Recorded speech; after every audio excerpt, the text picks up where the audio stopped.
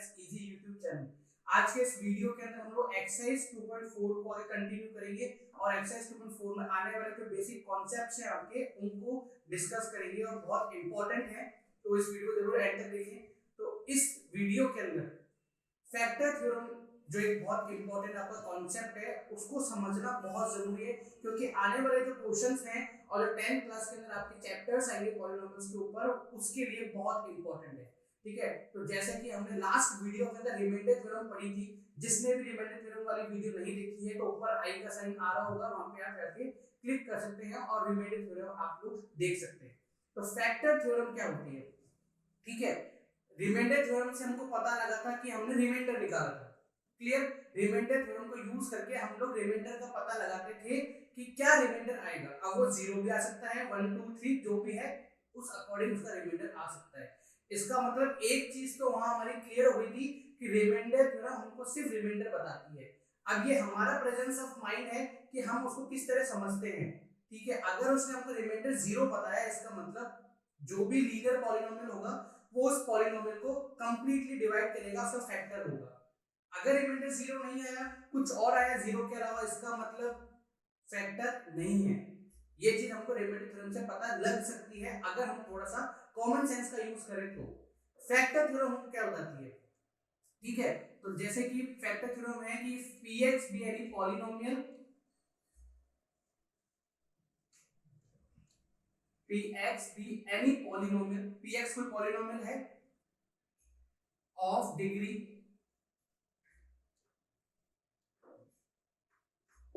कल भी आपको बताया था रिमाइंडर थ्योरम के अंदर कि डिग्री कि जो पॉलिनोमियल की डिग्री होगी वो या तो 1 हो सकती है या 1 से बड़ी हो सकती है। ठीक है, तो कोई भी पॉलिनोमियल जिसकी डिग्री ये है and let a be any real number, और a हम मान लेते हैं कि कोई रियल नंबर है। क्लियर, इतनी चीज हमने पहले भी रिमाइंडर थ्योरम के अंदर ऑलरेडी हम इसको पढ़ चुके हैं रिमाइंडर थ्योरम के अंदर। ठीक है, कि पॉलिनोमियल हमारा कोई है जो जिसकी डिग्री या तो 1 हो सकती है, उससे बड़ी हो सकती है, और a एक रियल नंबर है, तब हमारे पास दो सिचुएशंस हैं। और वो दो सिचुएशंस क्या हैं? वो दो सिचुएशंस ये हैं कि x minus a is a factor of px, x minus a px का फैक्टर होगा। कब? सिचुएशन तो पता है कब होगा। ठीक है, if pa is equal to 0, अगर पॉलिनोमियल के अंदर a की वैल्यू अगर हम पुट करते हैं, ठीक है, उस वेरिएबल्स की जगह पर उनकी वैल्यू पुट करते हैं और वैल्यू निकालने पर अगर आंसर 0 आता है, इसका मतलब x माइनस a px का फैक्टर होगा। रिमाइंडर थ्योरम में हमने यही चीज देखी थी, रिमाइंडर हम लोग निकालते थे। तो अगर x माइनस a से हम इसको डिवाइड करते हैं तो फैक्टर कब होगा? जब pa की वैल्यू 0 आएगी। मतलब पॉलिनोमियल के अंदर अगर हम a की वैल्यू पुट करते हैं, लीनियर पॉलिनोमियल का 0 निकालते हैं और अगर उसको पुट करते हैं पॉलिनोमियल के अंदर, तो वैल्यू अगर 0 आ गई है तो x माइनस a px का फैक्टर होगा। बहुत सिंपल सा। सेकंड सिचुएशन हमको ये बोलती है कि pa 0 होगा। अगर पॉलिनोमियल की वैल्यू 0 है तो क्या हुआ? पॉलिनोमियल की 0 वैल्यू कब होगी? पॉलिनोमियल की 0 हमारे पास एक सिचुएशन है कि ये वैल्यू है आ गई। कब आएगी? अगर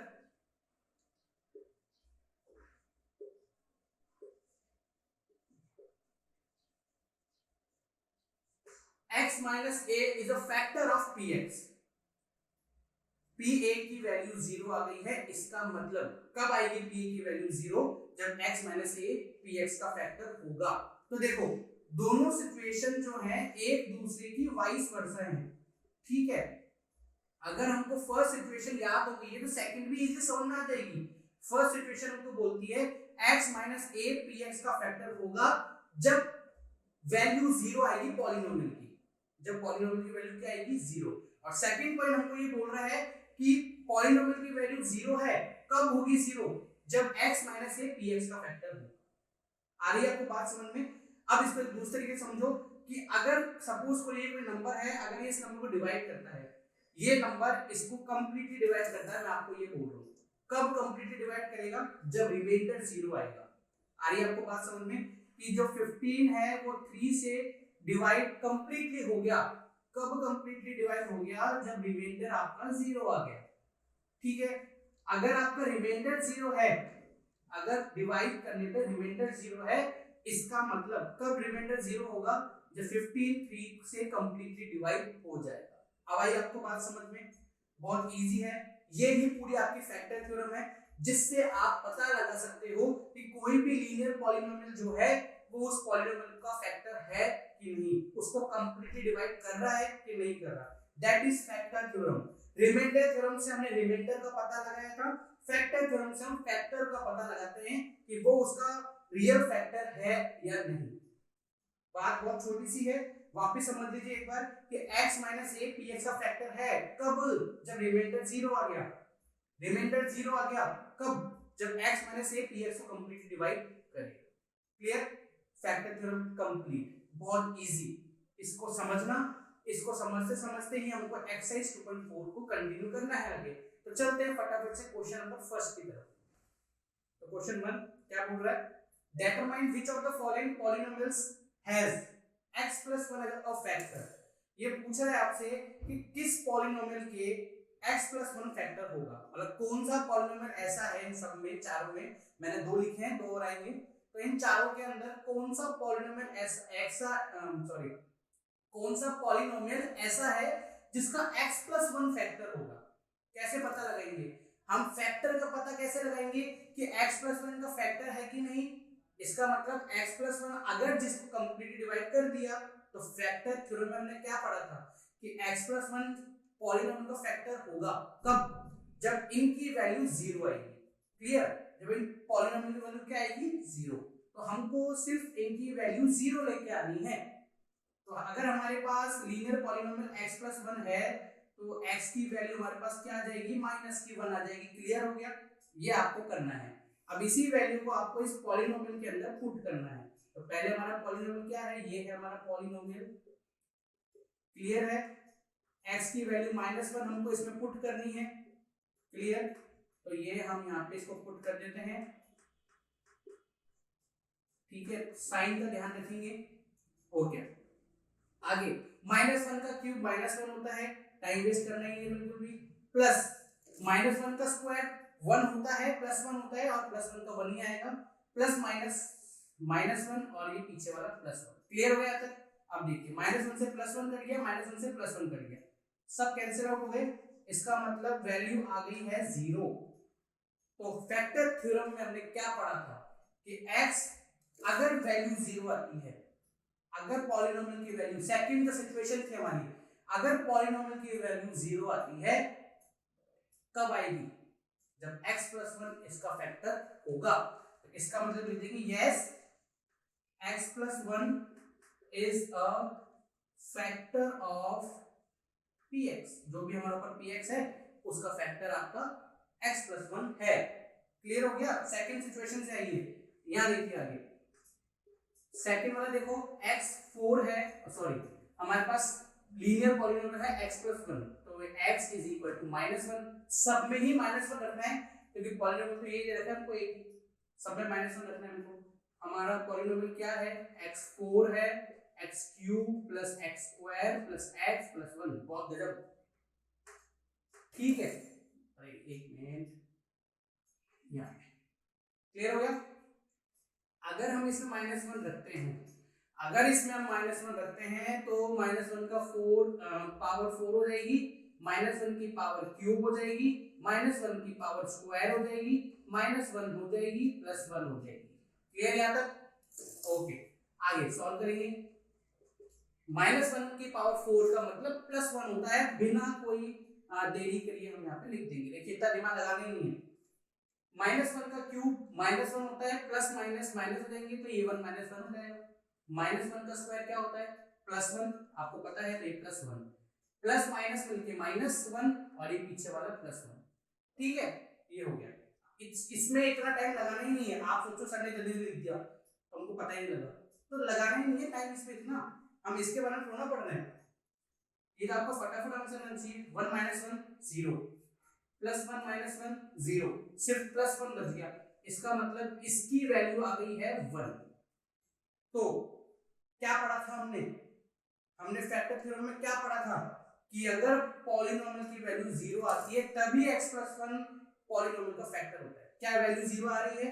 नहीं आ रही है, सेकंड इक्वेशन यहां पे गलत होगी, ठीक है, नहीं आ रही है, तो इसका मतलब no, x plus 1 is not a factor of px। Clear? First second question यहां पे हमारे हो गए फिनिश। चलते हैं फटाफट से क्वेश्चन नंबर 3 की तरफ। क्वेश्चन नंबर 3 में एक बार क्या है देख लेते हैं, इसको मैं इरेज कर देता हूं। आप लोग देखिए YouTube वीडियो है तो आप इसको पॉज कर सकते हैं, कोई दिक्कत नहीं, कहीं जाएगी नहीं, इसको आप पॉज करके इसको नोट डाउन कर लेना।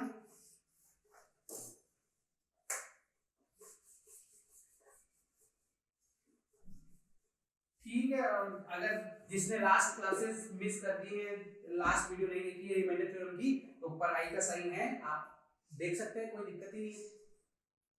तो देखिए हमारा जो थर्ड पॉलिनोमियल है वो है x की power 4 plus 3x cube plus 3x square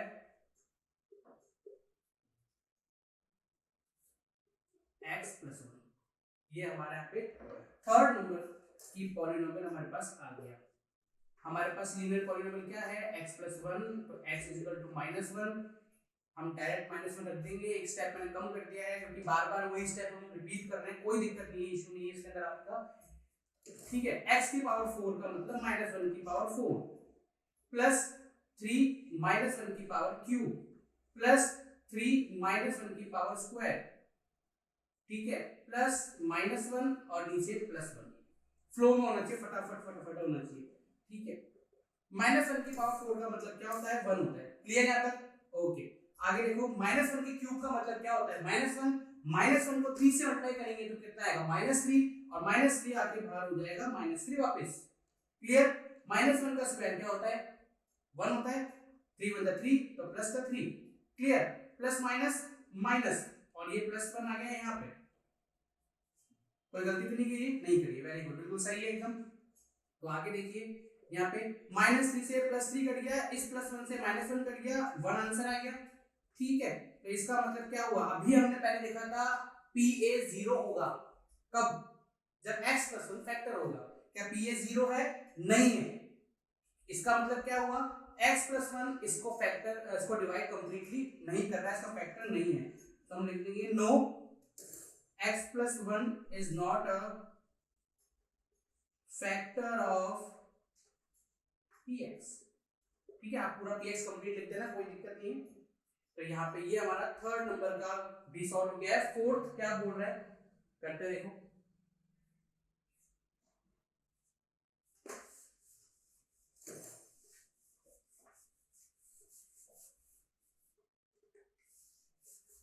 ठीक है, इंपॉर्टेंट चीज है प्रैक्टिस करना, कॉन्सेप्ट्स को समझना, अगर आप कॉन्सेप्ट समझ जाएंगे, प्रैक्टिस ढंग से करेंगे, तो ये जो चीजें हैं फैक्टर थ्योरम आपके बहुत इजी हो जाएगी। इंपॉर्टेंट चीज यही है, जैसे जैसे आप प्रैक्टिस करेंगे वैसे वैसे आपको चीजें समझ में आती रहेंगी, ठीक है। x³ - x² -2 + √2x + √2, यहाँ पे थोड़ी सी स्ट्रेंज सी आपके सामने पॉलिनोमियल है, कोई दिक्कत नहीं रखते हैं, x + 1 का मतलब 0, तो x = -1 हो गया। तो इसमें अगर इसको रखते हैं हम पॉलिनोमियल के अंदर, तो -1 का क्यूब -1 का स्क्वायर -2 + √2, और बाहर हम लिख देंगे माइनस का 1 + √2, क्लियर हो गया? ओके, आगे देखो p - 1 = -1 का क्यूब -1 होता है, -1 का स्क्वायर +1 होता है, भागे वापस -1 आएगा ये, ठीक है। ये अगर इनको हम सॉल्व करते हैं, इनका ब्रैकेट ओपन करते हैं, ये इनको हम सॉल्व कर लेते हैं, कोई दिक्कत नहीं है। तो ये आपके सामने कुछ इस तरीके से दिखाई देगा, -2 और -√2, क्योंकि ये -1 इससे मल्टीप्लाई हो जाएगा, तो नंबर तो वही साइन चेंज हो जाएंगे और आगे प्लस रूट 2 लिखा हुआ है। ठीक है, ओके आगे देखो p -1 -1 कितने हो जाएंगे -2 हो जाएंगे। क्लियर हो गया। अगर हम इस ब्रैकेट को ओपन करते हैं और बाहर माइनस होता है तो अंदर के साइन चेंज हो जाते हैं। -2 हो जाएगा +2 और -√2 हो जाएगा +√2।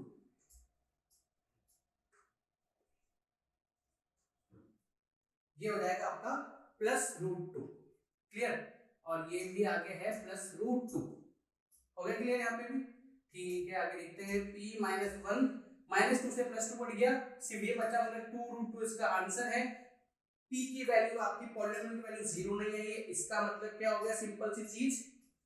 ठीक है, इसका मतलब सिंपल सी चीज आपकी ये हो गई है कि ये फैक्टर नहीं है। No, it is not a factor of polynomial. ठीक है, x प्लस में is not a factor of polynomial. Question number first यहाँ पे कंप्लीट हो गया है अपना। ठीक है, चलते हैं क्वेश्चन नंबर सेकंड की तरफ। Question number second, factor theorem को यूज करना है और बताना है कि जो हमारा px है वो मतलब जो हमारा सॉरी gx है वो px का फैक्टर है क्या।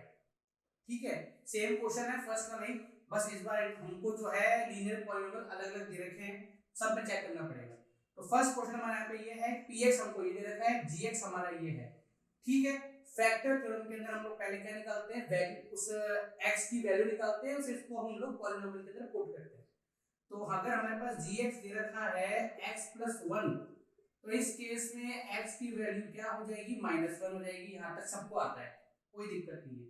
ये भी आता है कि अगर हमारे पास px दे रखा है 2x³ + x² - 2x - 1, ये हम सबको दे रखा है। तो p -1 = 2 - 1 का क्यूब प्लस -1 का स्क्वायर -2 - 1 -1। देखिए फटाफट करना है, बिल्कुल भी टाइम लगाना ही नहीं है, जो वैल्यू है वो पुट कर देनी है। ठीक है, चलो आगे देखो।